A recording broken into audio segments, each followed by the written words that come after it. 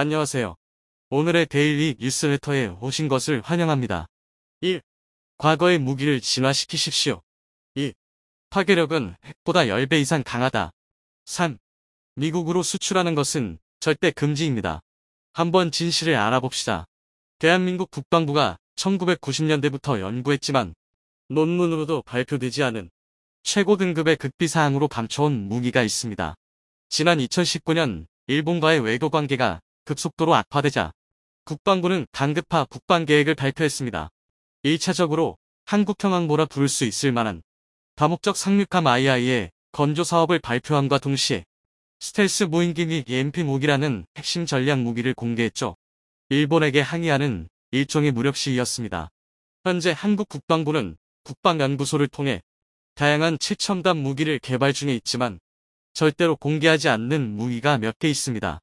대표적으로 현무로 대표되는 한국형 탄도미사일 사업, 2000년대 중반부터 진행 중인 초음속 대한 미사일 사업, 그리고 전자전에 대비한 전자무기 체계도. 이러한 무기들은 그 성능은 물론이고 관련된 연구 논문조차 발표하지 못하도록 막아둔 극비사항이죠. 이 중 눈에 띄는 무기가 있습니다. 바로 전자전에 대비한 전자무기 체계인데요. 스타워즈 시리즈에서 이온 캐논이라는 병기가 바로 이 무기를 쏴 잠시 동안 상대를 불구로 만들어버린 적이 있었지만 이런 무기가 실제로 존재할 것이라 믿는 이들은 많지 않았습니다. 국방부가 발표한 전자무기는 바로 엠플렉트로 와그네틱 펄스탄을 말합니다. 전자기 펄스라고 불리는 무기죠. 이 전자기 펄스는 핵폭탄이 폭발할 때도 발생하는데 가령 성공 50km에서 20킬로톤급 핵무기가 터지면 전자기파가 방출돼 반경 100km의 모든 전자장비가 불구가 되는데 이 전자기파를 무기화시킨 것이 바로 EMP탄입니다. 고전압의 전기를 전자기파로 변환시켜 적군의 전자장비를 순식간에 무력화시켜 불구로 만들어버리는 무기죠.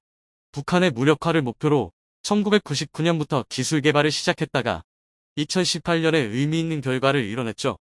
지난 2018년 1월 국방과학연구소는 전자기파를 이용해 반경 1km의 모든 전자기기를 무력화시킬 수 있는 EMP탄 시험 개발을 완료했다고 보도했습니다. EMP는 핵이 폭발하면서 발생시키는 충격파인데 EMP 효과가 생기는 경우 일정 반경 내의 모든 전자기기는 파괴되죠. 한국이 개발한 EMP는 비핵 EMP로 우라늄 등의 핵불질이 아닌 화약을 기반으로 만든 폭탄이며 폭발 순간 전자기파를 기계적으로 방출시키는데요. 지난 2009년 초보 단계인 100m까지 시험 개발에 성공했지만 1km까지 개발 완료했다는 사실을 공개한 적은 처음이었습니다. 그러다 일본과의 외교 관계가 급격히 악화되던 2019년 8월 국방부가 국방중기 계획을 발표하면서 EMP탄의 개발을 공식화했습니다. 그렇다면 EMP탄은 도대체 무엇일까요? EMP탄은 인공적으로 전자기파를 만들어내 목표 반경 내 모든 전자기기를 무력화시키는 폭탄으로 인간에게 피해를 입히지 않는 비살상용 전략 무기입니다. 만약 반경 2km짜리 EMP탄이 한방 서울에 투하되면 2km 내의 TV, 컴퓨터, 스마트폰 등 전자기기로 돌아가는 모든 전자제품이 파괴되면서 원시시대로 돌아가게 됩니다. 지하 수백 미터에 있다고 하더라도 전자기파가 뚫려있는 모든 공간으로 파고들어 무력화시킵니다. 지하에 있다고 안전한 것이 아닌 것이죠. 정전처럼 잠깐 전기가 공급되지 않는 수준이 아니라 전자부품이 과부하에 걸려 모두 타버리는 악마의 공격입니다. 이 EMP탄이 무기가 될 수도 있겠다라고 생각됐던 건 1950년대 미국에서 시작됐습니다. 당시 미국은 태평양의 비키니 섬에서 핵폭탄 실험을 감행했는데 1946년부터 1958년까지 무려 23차례에 이르렀죠. 그런데 핵실험을 했더니 그때 방출된 강력한 감마선이 대기 중 질소와 산소를 타격하면서 대기가 마치 파도처럼 휘어지는 현상이 나타난 것입니다. 비키니 섬에서 실행한 실험은 하와이의 가로등을 전부 꺼버렸고 호주까지 영향이 있었다는 이야기도 있습니다. 당시 미국과 소련은 미친 듯이 핵실험에 열을 올리던 시절이었는데 1961년 소련이 유겐티의 수소폭탄을 실어한 직후 미국 알래스카에 설치된 조기 경보 레이더와 반경 4000km의 장거리 고주파 통신이 하루 내내 단절된 적이 있었습니다. 적군의 상공에서 터뜨렸을 때 무기가 될 수 있다는 사실을 알게 된 것이죠. 현재는 전 세계적으로 이러한 EMP탄에 대한 개발이 이루어지고 있는 실정인데요. EMP 폭탄은 핵과 비핵으로 구분되는데 핵 EMP는 말 그대로 핵폭탄을 사용하는 것입니다. 핵폭탄이 투하되면 굳이 의도하지 않아도 자연스럽게 전자기 펄스가 방출되는데 이를 이용하는 것입니다. 하지만 이는 쓸모가 있을지 모르겠습니다. 핵을 투하하면 이미 모든 것이 파괴되는데 전자기파가 영향을 미치는 것이 무슨 의미가 있는가 싶습니다. 하지만 핵폭탄의 경우 마음대로 사용할 수 없어 정치적인 결단이 필요하고 자칫 자국 국민들의 목숨을 담보로 잡아야 할 수도 있습니다. 그러나 비핵 EMP는 다릅니다. 전자기 펄스를 방출시킬 수 있는 장치를 내장시킨 폭탄을 상공에서 투하시키면 목표로 하는 범위만큼의 전자기기를 무력화시킬 수 있고 정치적인 결단이 필요하지 않으며 가격 역시 핵 EMP에 비해 거의 거저 수준이죠. 상대적으로 그렇다는 뜻입니다. 이 EMP탄이 가장 최근에 사용된 건 지난 2013년 미국입니다. 이라크를 침공한 미국은 길이 2m, 직경 30cm의 EMP탄을 상공에서 투하했는데 고공 10km부터 작동해 8km, 5km, 3km에서 각각 고주파의 전자기파를 발사해 광범위한 피해를 발생시켰습니다. 발전기 방식의 막스막스를 사용했기 때문입니다. 이 덕분에 도심지의 위치에 직접 폭격할 수 없었던 라디오 방송국과 군지 유소를 무력화시켰죠. 현재 한국은 주적이라 할 수 있는 북한이 전력망을 파괴하려는 목적으로 개발하기 시작했는데 이미 2000년대에 1km 이내의 전자기기를 영구히 파괴시킬 수 있는 무기를 개발해냈습니다. 국방과학연구소는 항공기 투항부터 미사일 탑재형 등 다양한 종류를 개발한 것으로 알려져 있으나 극비사항인 만큼 성능과 실전 배치 상황은 절대로 공개되지 않습니다. 다만 현재 단도미사일 및 크루즈 미사일에 장착시켜 전쟁 초기에 북한의 지휘소, 미사일 기지, 비행장, 방공 시스템을 전부 무력화시킬 계획으로 지속적인 개발이 이루어지고 있습니다. 일각에서는 북한의 주요 지휘소나 전략시설은 전부 지하 수백 미터에 자리 잡고 있는데 그걸 공격할 수 있느냐 의심의 눈초리를 보내지만 EMP는 전선, 케이블, 통풍구 등 금속만 존재한다면 모조리 침투할 수 있습니다. 땅속에 있는 북한 지휘소라도 최소한 숨을 쉬어야 하니 통풍구는 있을 테니까요. 물론 한국은 현무사 등 지하시설을 파괴하기 위한 전술핵급 괴물 미사일도 보유하고 있지만 총 너무 깊어 실패하더라도 EMP탄이 전자장비를 파괴시키기 때문에 완전한 무력화를 기대할 수 있습니다.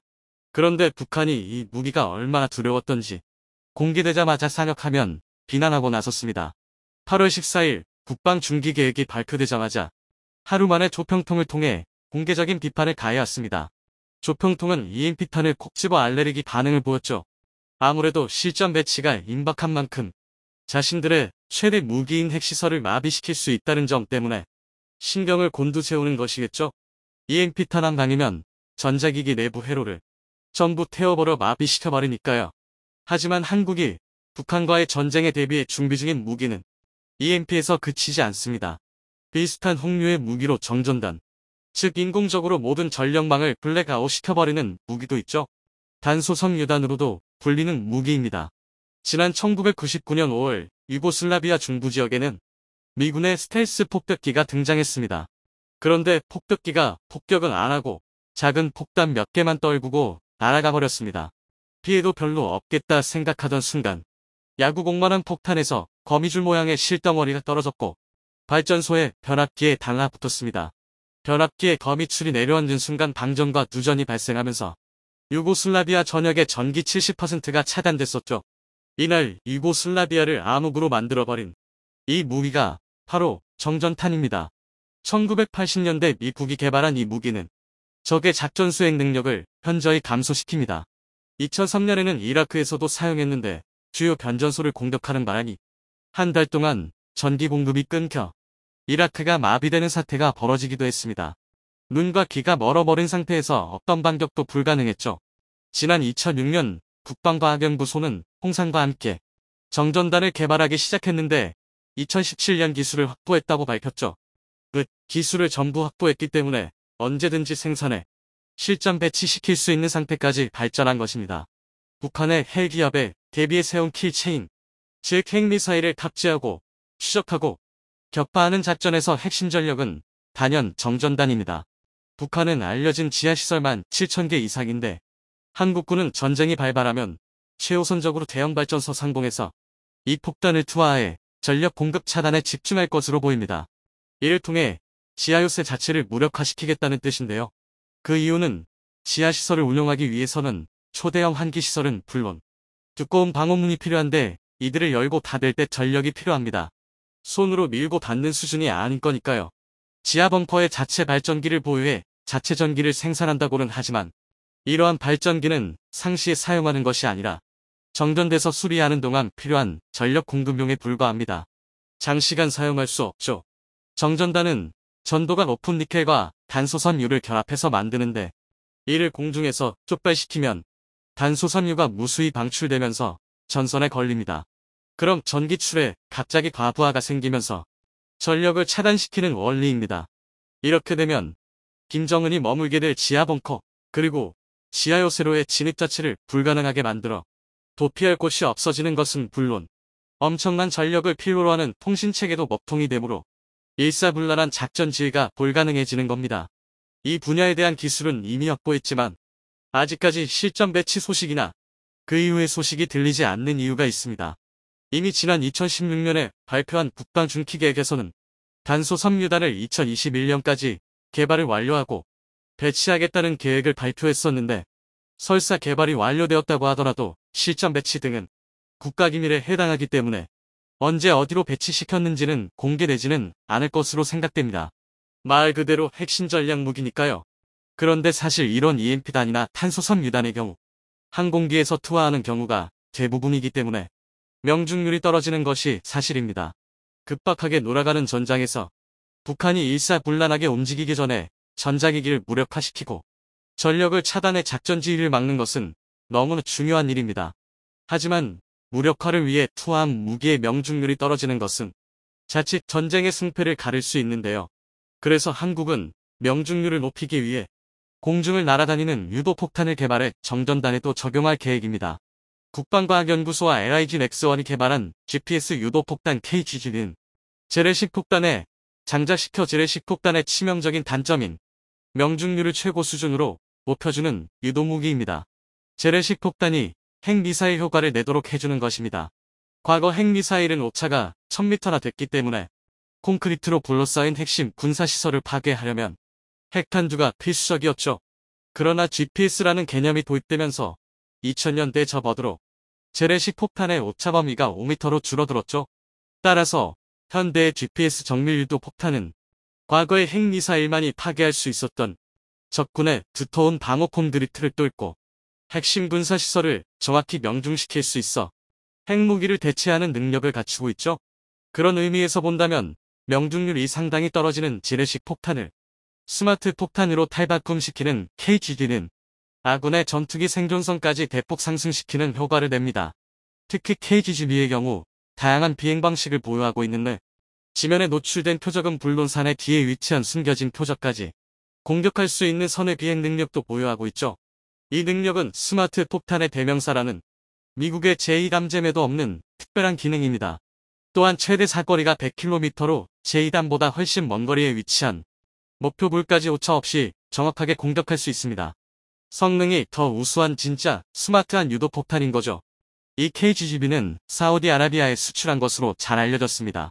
지난 2016년 사우디아라비아는 한국으로부터 150억 원 규모의 KGB를 수입했는데 이는 극비사항이었습니다. 수출의 모든 과정은 상급 군사기밀로 분류해 은밀하게 추진했죠. 왜냐면 우리 군의 전시비 충량이 30일분임에도 일주일밖에 보유하지 못한 아주 귀한 무기였으니까요. 그런데 수출 물량이 부족하자 군 전쟁비 충물자를 사우디에 수출해버렸습니다. 국방부는 사우디에 이를 판매한 사실 자체를 비밀로 분류해 공개하지 않다가 러시아 언론에서 이 사실이 보도되자 마지못해 시인하기도 했습니다. 현재 라이벌인 이란을 견제하기 위해 예멘 내전에 개입한 사우디를 지원하고자 이를 수출했다는 비난에 휩싸이기도 했었죠. 오늘은 북한을 완전히 무력화시킬 수 있는 EMP단과 정전탄 그리고 그들의 명중률을 높여줄 유도폭탄에 대해서 알아보았는데요. 뻔히 보이는 전쟁의 징조들은 결코 무시할 수 없습니다. 이런 종류의 전쟁은 결과에 따라 역사의 흐름이 완전히 뒤바뀌어 버리곤 하는데요. 그렇습니다. 바로 대만을 무대로 한 미중 전쟁입니다. 그리고 이번엔 필리핀이 이 거친 역사의 소용돌이에 휩쓸리고 있습니다. 하지만 국제사회는 오히려 필리핀이 아니라 대한민국을 주목하고 있습니다. 대만과 같이 필리핀은 무대일 뿐 결국 대한민국의 선택에 따라 결과가 달라지기 때문인데요. 그러나 그 이유는 너무나 복잡하고 중구난방이어서 한눈에 파악하기 어렵습니다. 그래서 준비했습니다. 오늘은 필리핀에서 보이는 전쟁의 징조들과 함께 또다시 키맨으로 자리잡은 대한민국의 운명에 대해 일목요연하게 정리해드리겠습니다. 지난 2월 6일 미국에서 중국 정찰 풍선으로 인해 한바탕 소동이 일어나고 있는 사이 필리핀에서는 아주 당황스러운 일이 벌어졌습니다. 중국이 이번엔 풍선이 아니라 레이저로 필리핀을 공격하는 사건이 일어난 건데요. 당시 필리핀 해양경비대 소속 선박은 필리핀 연해에 위치한 세컨드 토마스 맘처 필리핀명 아영민의 군용 물자와 식료품을 보급하고 있었습니다. 이 암초는 중국의 남중국해 영역 확장을 방어하는 아주 중요한 역할을 하는데요. 그렇기 때문에 약 137m 떨어진 곳에서 중국 군함이 필리핀 해안경비대의 움직임을 감시하고 있었습니다. 이것만 해도 상당히 먼지 않은 일인데요. 그런데 진짜 공격은 바로 이 순간 이루어졌습니다. 중국 군함에서 갑자기 레이저를 투사해 필리핀 해안경비대 선박을 공격한 것입니다. 지금 보내드린 사진을 단순히 화면상으로 보셨을 때는 흔한 레이저 포인트 정도로밖에 느껴지지 않으실 텐데요. 그러나 이는 군사용으로 특수 제작된 고출력 레이저의 일종입니다. 실제로 레이저에 직격당한 필리핀 해양경비대원 일부가 장시간 실명 상태에 빠졌고 국내에는 철수를 결정할 수밖에 없었습니다. 너무나 치사하고 옹졸한 방법이라 물리적으로 대응하기엔 역부족이지만 이는 명백한 무력 도발인데요. 필리핀 마르코스 대통령은 마닐라 주재 중국 대사를 소환해 필리핀의 주권과 만보를 위협하는 것이라며 매우 강력하게 합의했습니다. 아주 당면한 대응이었는데요. 그런데 진짜 황당한 사건은 여기서부터 시작됩니다. 중국 외교부가 우리 해역의 법에 따라 대응을 한 것뿐이다. 라는 뻔뻔한 대답을 보낸 건데요. 심지어 앞으로 필리핀이 그런 행동을 하지 않기를 바란다라며 적반하장 필리핀의 잘못이라고 주장했습니다. 이는 두말할 것도 없이 필리핀을 무시하는 행동인데요. 국제 외교 관계에서 이런 행동은 사실 싸우자는 말이나 다름없습니다. 만약 필리핀이 조금만 더 국력이 강한 나라였어도 군사적 행동에 나섰을 것입니다. 그러나 안타깝게도 강한 자에겐 약하고 약한 자에겐 또 한없이 강한 중국 앞에서 약소국인 필리핀의 서러움만 느껴질 따름인데요. 중국이 이렇게 무리하면서까지 필리핀에 세게 나가는 데에는 다 이유가 있습니다. 아용이는 엄연히 필리핀의 배타적 경제 수역 이지 안에 위치한 암초인데요. 그런데 동시에 이곳은 중국이 그은 남해 구단선 내에 있는 러나이자오이기도 합니다. 이게 무슨 얘기인지 도저히 이해되지 않으실 텐데요. 혼란을 느끼시는 것도 당연합니다. 이는 도저히 말이 안 되는 이야기가 맞습니다. 그도 그럴 게 남해 구단선이란 건 중국이 자기들 멋대로 그려놓은 해양 영토 분계선에 불과합니다. 그러니까 국제적인 사회적 협의로 아육민은 필리핀 땅이다라고 정했는데 뒤늦게 중국이 아니? 우리 건데? 하면서 떼를 쓰고 있는 것입니다. 이러니 혼란이 생길 수밖에 없는데요. 중국의 주장대로라면 대만, 필리핀, 베트남의 연해, 즉 편의상 통칭하는 남중국해의 80-90%가 모두 중국의 내해라는 말이 됩니다. 7천여 개의 크고 작은 섬으로 이루어진 필리핀의 입장에서 보면 정신 나간 헛소리인데요. 심지어 중국에서 이를 주장하는 어떠한 근거도 없습니다. 시로 지배를 하는 것도 아니고 수천 년간의 역사에 포함되어 있는 것도 아닙니다. 그저 중국이 1947년 당사국 간의 어떠한 협의도 없이 일방적으로 선을 그어놓고 이제부턴 내 바다라고 억지를 부리고 있을 뿐인데요. 당면이 이게 말이 될 리 없습니다. 이건 다짜고짜 남의 집에 들어가서 이제부터 만방부터 화장실까지는 내 집이라고 말하는 것이나 다름없는 일인데요. 상황이 이렇다 보니 당연히 영토 분쟁이 일어날 수밖에 없습니다. 실제로도 필리핀은 1999년 의도적으로 자국 군함을 자초시킨 뒤 수리 및 보존이라는 명목으로 아용인을 실효 지배 중인데요. 중국은 무단 침입이라며 2021년에 아웅인의 보급품을 내려놓던 민간 선박에 물대포를 발사하는 등 도를 넘는 행동을 계속해왔습니다. 이에 국제상설재판소 피카는 진작부터 중국에 헛소리하지 말고 필리핀을 비롯한 타국의 영해권을 존중하라고 판결했는데요. 하지만 중국은 되려 필리핀 이지 내에 10개의 인공섬 군사기지를 건설하고 필리핀을 압박했습니다. 정말 부끄러움이라고는 모르는 나라다운데요. 결국 필리핀의 전임 대통령이었던 로드리고 두테르테의 선택은 미국을 끌어들이는 것이었습니다. 미국의 식민지였던 필리핀의 역사를 고려하면 상당히 파격적인 결정이었는데요. 그러나 한편으로는 안타깝지만 필리핀으로선 중국에 대항하는데 한계가 뚜렷했으므로 가장 합리적인 방법이기도 했습니다. 그리고 이에 따라 1991년 공식적으로 필리핀에서 철수했던 미군은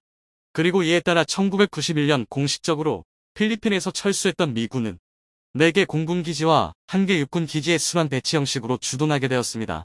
그러나 양만전쟁이 가시화되고 필리핀 정권이 페르디난드 마르코스 주니어 대통령에게 넘어가면서 상황은 급변하기 시작했는데요. 지난 1월 30일 미 국방부 장관이 필리핀을 방문해서 루손섬 북부와 팔라완 섬의 군사기지에 사용권을 요청했고 결과적으로 필리핀은 총 4곳의 군사기지 사용권을 허용했습니다. 이곳은 중국의 인공섬 군사기지에 접근하기 최적의 위치고 대만에서도 고작 321km밖에 떨어져 있지 않은데요. 미국은 특정 국가 때문에 필리핀의 군사기지를 확보한 건 아니라고 주장하지만 누가 봐도 중국 견제용이고 양만전쟁에 대비하기 위함입니다. 필리핀으로선 중국이라는 대마를 잡기 위해 미국이라는 극약 처방을 놓은 셈입니다. 그리고 이로써 필리핀도 양안전쟁을 외면할 수 없게 되었습니다. 그런데 필리핀이 좋든 싫든 이제 양만전쟁을 외면할 수 없게 되었다고 하면 문제는 대한민국입니다. 한국은 필리핀이 주관하는 카만닥 연합훈련에 해병대를 파견할 정도로 긴밀한 군사협력 관계를 유지하고 있습니다. 아닌 게 아니라 필리핀은 미국을 끌어들이기 전부터 중국의 인공섬 기지를 견제하기 위해 대한민국의 K-136 구룡을 전진 배치하고 있었습니다. 지금까지 우리 군에서 필리핀에 공여한 구룡만 모두 40대에 달하는데요. 이뿐만이 아닙니다. 필리핀의 최대 함정 중 하나인 호세 리잘급 호위함은 한국의 현대중공업에서 제작한 함정이고 주력 초계함인 콜라도 약급은 우리 포항급 초계함의 퇴역함인 충주함을 공여받아 재개장한 함정입니다. 또 고속정 토마스 바틸로급은 우리 해군에서 공여한 참수리급의 필리핀 개장 버전인데요. 심지어 필리핀 공군의 최대 전력은 다름 아닌 한국의 FA-50-12기입니다. 이쯤이면 일말의 가장도 없이 지금 현 상황에서 필리핀군의 주력급 전력이 모두 한국에서 비롯되었다고 볼 수 있는데요. 중국과의 군사적 분쟁이 격화될수록 대한민국의 선택에 필리핀의 운명도 결정되는 셈입니다. 지금처럼 한국이 군사적으로 필리핀을 계속 돕는다면 필리핀은 강대국의 틈바구니에서도 주권을 지킬 수 있을 테고 대신 한국은 남중국해에서 나름의 영향력을 확보할 수 있게 될 텐데요. 그리고 남중국해는 세계 무역량의 30%가 지나는 핵심 무역로입니다. 하지만 우리는 같은 이유에서 필리핀을 외면할 수도 있습니다. 사실 한국이 당장 평화롭기 위해서는 예어린 어찌되었든 남의 일로 치부해버리는 것도 하나의 방법인데요. 어떤 선택이 무조건 옳다고 할 수도 없는 일입니다. 그러나 한 가지 확실한 건 대한민국이 어떤 선택을 하느냐에 국제 정세도 급변하리라는 것입니다. 얼마 전까지만 해도 전 세계 바다를 사실상 미국이 지배하고 있다고 해도 부정할 수 없을 정도로 미 해군의 전력은 세계 최대 최강을 자랑했었습니다. 그런데 최근 미국 해군이 더 이상 최강이 아니게 될 것이라는 충격적인 보고서가 공개되었습니다. 무서운 팽창세를 보이고 있는 중국 해군이 이제 곧 미국 해군을 능가하게 될 것이라는 것이죠. 이에 큰 충격을 받은 미 해군 군함 조달 총책임자가 미 해군 군함을 의뢰하기 위해 한국 조선소를 방문했다는 놀라운 소식이 전해졌는데요. 한국 조선소를 방문하여 한국 해군을 위해 새롭게 건조 중인 신형 이지스함들에 많은 관심을 보여주었다고 합니다. 대한민국이 미국의 해군 재건을 이루어낼 것이라는 소식 자세히 알아보도록 하겠습니다. 지난 7일 미국 해군의 군함 조달 사업 수장 톰 앤더슨 제독이 극비리에 한국으로 입국했었다는 사실이 드러났습니다. 미 해군의 신규 군함 조달 사업 PO-10의 총괄 책임자인 톰 앤더슨 제독은 한국 조선업체들의 군함 건조 능력을 직접 보고 파악하기 위한 목적으로 한국을 방문했다고 밝혀 국내외 조선업계의 이목을 집중시켰는데요. PO-10는 미군의 모든 전투용 선박의 개발과 조달을 책임지고 있으며 특히 이지스 구축함에 있어서는 전권을 위임받고 있는 부서입니다. 톰 앤더슨 제독은 한국조선해양, 대우조선해양, 한진중공업 등 국내 대형 조선업체들을 방문할 예정이라 밝혔는데요. 모두 군함을 건조했거나 건조하고 있는 조선소들이죠. 앤더슨 제독은 우리는 세계적 수준의 조선 성능을 추구한다며 시간을 내어 제품과 프로세스에 대해 교육해준 조선소에 감사드리고 상호 이익이 되기를 바라며 후속 계약을 기대한다고 전했습니다. 그런데 미국 군함 조달 최고 책임자가 갑자기 한국을 방문한 이유가 무엇인지 의문이 드는데요. 군사 전문가들은 얼마 전 미국에서 공개된 몇 장의 보고서들 때문일 것이라 추측하고 있다고 합니다. 얼마 전 미국에서 충격적인 분석 내용을 담은 보고서가 공개되며 미 의회에 큰 충격을 선사했습니다. 미국 군사 전문가들과 군사 싱크탱크에서 입을 모아 이대로면 미국 해군이 곧 중국 해군에게 추월당할 수 있다고 경고한 것인데요. 지난달 17일 미국의 해군전쟁대학의 샘 탱그레디 교수가 해군연구소 저널 프로시딩에 기고한 큰 함대가 이긴다는 제목의 글이 공개되었습니다. 이 글에서 탱그레디 교수는 해전에서 질적 우위인 소규모 함대는 승리의 아니다라며 배가 많은 쪽이 거의 항상 이긴다고 말했는데요. 이를 통해 현재 소규모 첨단 기술 위주로 개편되고 있는 미국 해군이 신규 군함을 붕어빵 찍듯 찍어내고 있는 물량 위주의 중국 해군에게 밀리게 될 수 있다고 주장해 큰 논란을 불러일으켰습니다. 탱그레디 교수는 역사적으로 벌어졌던 28차례의 해전을 분석한 결과 수적으로 우위에 있는 쪽이 이긴 경우는 25차례였고 기술 우위에 있는 쪽이 승리한 경우는 3차례에 그친 것으로 나타났다고 밝혔습니다. 그런데 흥미롭게도 그 3차례의 해전 중에는 임진왜란 해전이 포함되어 있었습니다. 또한 3번을 빼고는 모두 수적으로 우위에 있는 쪽이 이겼고 수가 비슷하면 전술, 전략이 뛰어나거나 지휘력이 앞서는 쪽이 이겼다며 이러한 역사적 선례에 비춰볼 때 미 해군이 기술 우위를 통해 중국 해군의 양적 증가에 맞서겠다는 전략은 잘못일 수 있다고 지적했습니다. 지난해 11월 국방부에서 공개한 2022년 중국 군사력 보고서에 따르면 중국 해군은 함정수에서는 2020년 미국을 앞질렀고 현재 340척에 이르는 함대를 2년 안에 400척까지 늘려나갈 계획입니다. 반면 미국의 군함 건조 계획은 2045년 350척으로 예정되어 있습니다.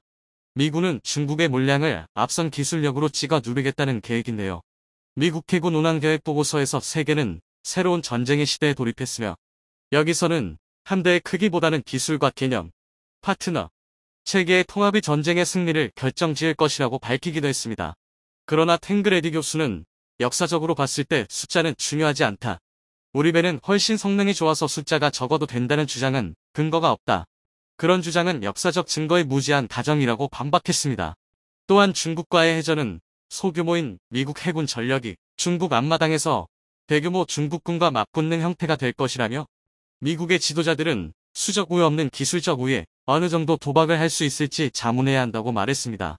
미국의 싱크탱크 헤리티지에서 2023년 미국의 군사력 지수 보고서가 이러한 주장을 뒷받침해주는데요.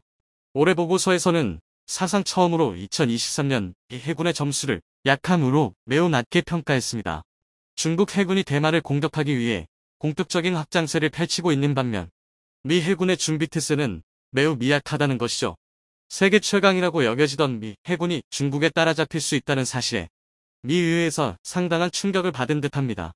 곧바로 미 의회는 미 해군의 장기 건조 계획 중 가장 공격적인 대한 3의 추진에 동의했습니다.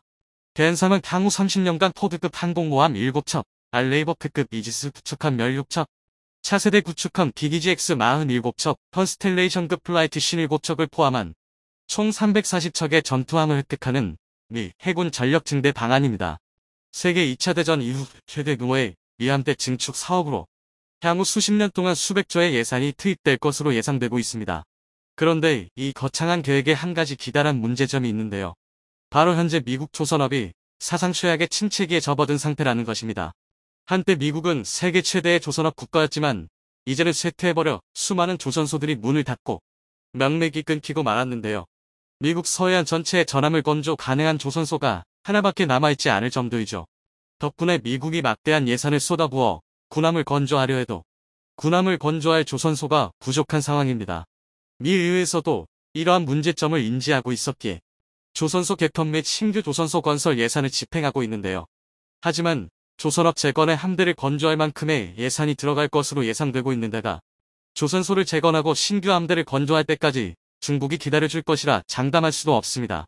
이 때문에 미국 내에서 새로운 대안이 제시되고 있는데요. 미국이 전함을 건조할 능력이 되지 않는다면 전함 생산의 능력이 되는 믿을 만한 동맹국에 맡기면 되지 않느냐는 것이죠. 그런데 미국 최고의 군사 기술력이 투입될 군함을 믿고 맡길 수 있으며 미국이 요구하는 수준의 조선 기술력과 생산 능력을 갖춘 국가가 어디일까요? 네, 예상하셨듯 당연히 한국입니다. 현재 한국의 조선업이 세계 최고 수준이라는 것은 누구도 부정할 수 없는 사실입니다. 물론 중국 조선업도 만만치 않지만 미국이 미쳤다고 중국의 군함을 발주하지는 않겠죠. 340여 척이나 되는 물량을 전부 한국에 주문하지는 않겠지만 일부만으로도 한국 조선업 역사상 최대의 빅딜이 들어올 수 있다는 기대감이 높아지고 있습니다. 한국이 민간 조선 분야에서 세계 최고의 기술력을 보유하고 있다는 것은 익히 알려진 사실입니다. 하지만 민간 분야뿐만 아니라 방산 분야에서도 최고의 기술력을 보유하기 위해 군함 연구 개발에도 막대한 투자를 진행 중인데요. 최근 한국 해군에서 진행 중인 또 하나의 대규모 프로젝트가 있으니 바로 세종대왕함 개량 사업입니다. 대한민국에서 최초로 건조한 이지스 구축함이지만 주변국들의 최신형 이지스함들에 비하면 조금은 부족한 것도 사실인데요. 현재 세종대왕급 구축함보다 탄도탄 대응 및 대잠전 능력이 크게 향상된 차세대 이지스 구축함 건조 계획이 추진 중입니다. 그 첫 번째 작품이 2022년 7월 진수된 정주대왕함이었죠. 그리고 이와 함께 현재 운용 중인 세종대왕급 구축함들의 성능 개량 사업도 추진 중인데요. 가장 먼저 세종대왕급 이지스 구축함의 IFF 링크 16 성능 개량을 위해 일부 하드웨어 교체 작업을 올해부터 시행할 예정입니다. 개량 범위는 링크 16 장비 교체와 함내 2개 격실 및 마스트에 설치된 현재의 장비를 철거하고 신형 링크 16 장비를 설치하는 것입니다. 링크 16은 나토의 군사 전술자료 교환 네트워크로 전술 데이터 링크 중 하나로 현대 네트워크전의 핵심 장비 중 하나입니다.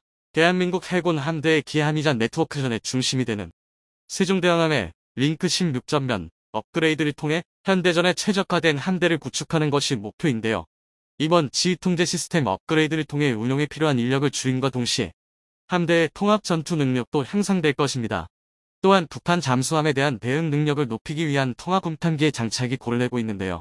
통합음탐기는 대형함 수소나 예인식 능동 저주파 소나 선형 예인 소나로 구성된 복합 수중 탐지 체계로 KDX-3 배치 2부터 적용되어 한국 해군의 대잠전 능력을 높이고 있습니다. 한국의 비애미미한 해군 전력을 가진 북한이기에 비대칭 전력이라 할 수 있는 잠수함에 집중하고 있는데요.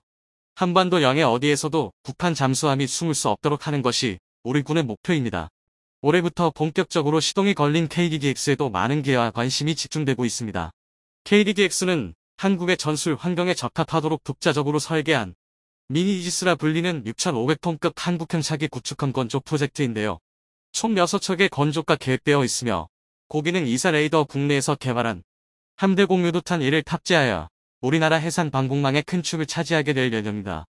세계 최고의 조선 기술을 토대로 이제는 한국만의 독자적인 형태의 이지스함까지 만들 수 있는 해양 강구의 길을 걸어나가고 있습니다. 앞서 탱그레드 교수가 언급했던 수에서 밀리지만 기술적 우위에 있는 해군이 이긴 몇 안 되는 사례 중 하나가 바로 임진왜란이었는데요. 수적으로 열세에 놓인 상황에서도 이순신 장군의 뛰어난 지략과 세계 최초의 철갑선 거묵선을 통해 전 세계 역사를 통틀어도 찾아보기 어려운 대승을 거둘 수 있었습니다. 이순신 장군이 보여준 전략과 기술을 통한 승리가 오늘날 무서운 기세로 팽창하며 물량 공세를 펼치고 있는 중국을 옆에 둔 우리나라 해군이 추구해야 할 방향이 아닐까 싶습니다.